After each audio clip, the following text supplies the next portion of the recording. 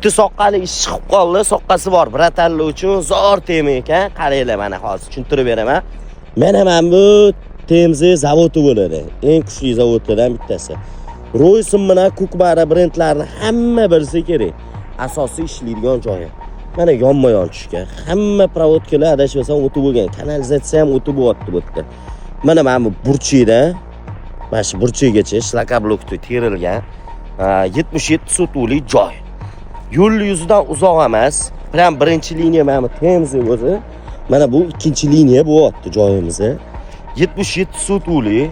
Narxi keladigan bo'lsa 17 mingdan so'rashyapti. Ideal narxlari.